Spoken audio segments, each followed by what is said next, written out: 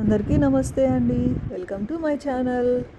ఈ వీడియోలో మనము మిరియాల రసం ఎలా పెట్టుకుందామో చూసేద్దామా. చాలా సింపుల్గా 15 మినిట్స్లో చేసేసుకోవచ్చండి. దీనికి 4 టమోటాలు, సగం నిమ్మకాయ సైజ్ అంత చింతపండు తీసేసుకొని నీళ్ళు పోసేసి పసుపు వేసేసి ఉడకపెట్టేసుకోవాలి.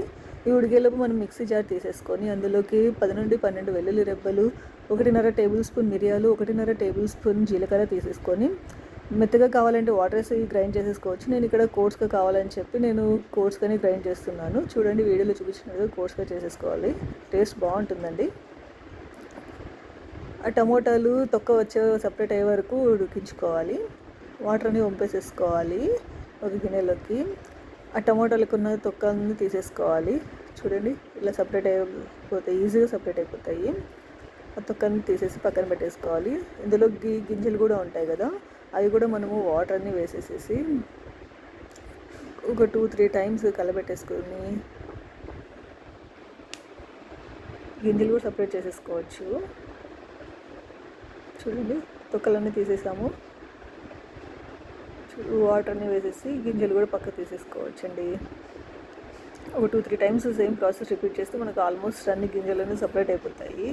గింజలు తోళ్ళు తినకూడదు అంటారు కదండి, హెల్త్కి మంచిది కాదు కదా, అందుకని ఇలా చేస్తున్నాను. మామూలుగా అయితే అంత టమోటాలు అన్నీ పీస్ తీసేస్తారు, ప్రాసెస్ ఎక్కువ కదా అని నేను ఇలా సింపుల్గా చేసేస్తున్నానండి. ఇది చాలా సింపుల్ అండ్ ఈజీ మెథడ్. చూడండి, గింజలన్నీ సపరేట్ అయిపోయాయి. ఇప్పుడు టమోటాలన్నీ మిక్సీకి వేసేసుకొని మెత్తగా పేస్ట్ లాగా తీసేసుకోవాలి. ఇప్పుడు మనము స్టవ్ మీద గిన్నె పెట్టేసుకొని అందులోకి 1 టేబుల్ స్పూన్ నెయ్యి వేస్తున్నానండి. ఇక్కడ నెయ్యి బాగా కాగిన తర్వాత ఆవాలు వేస్తున్నాను. ఆవాలు చిట్టుపట్టుకున్న తర్వాత కరివేపాకు వేస్తున్నాను. అది కొంచెం వేగిన తర్వాత ముందుగా గ్రైండ్ చేసి పెట్టుకున్న మిరియాల పేస్ట్ కానీ పొడి కానీ వేసేస్తున్నానండి. అది ఒక 1 మినిట్ అలా వేగనివ్వాలి. 1 మినిట్ వేగిన తర్వాత కొంచెం మంచి స్మెల్ వస్తుంది. అప్పుడు మనం ముందుగా పేస్ట్ చేసి పెట్టుకున్న టమాటో ప్యూరీ అంతా వేసేసుకుంటున్నాము. అది మనతో మిక్సీ చేసేసి వాటర్ వేసేసుకోవాలండి. వాటర్ వేసేసుకొని బాగా కలిపెట్టేసుకోవాలి. బాగా మరగనివ్వాలండి. ఒక పొంగు వచ్చే వరకు మరిగిస్తే చాలండి. ఇందులోకి మనం కావాల్సినంత ఉప్పు వేసేసుకుందాము. చూడండి, ఎంత సింపుల్గా ఎంత ఈజీగా అయిపోతుందో మిరియాల రసం. ఇది వచ్చేసి జలుబు దగ్గు ఉన్నవారికి చేసి పెడితే టేస్ట్ ఉంటుంది. జలుబు దగ్గు కూడా ఇట్లే మాయమైపోతాయండి. చాలా టేస్టీగా హెల్తీగా ఉంటుంది. పిల్లలు కూడా చాలా ఇష్టంగా తింటారు.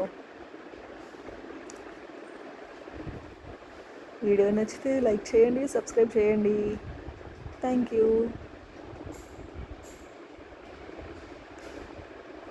వేడి అన్నంలో అలా రసం వేసేసుకొని తింటే నోటికి అద్భుతంగా ఉంటుంది.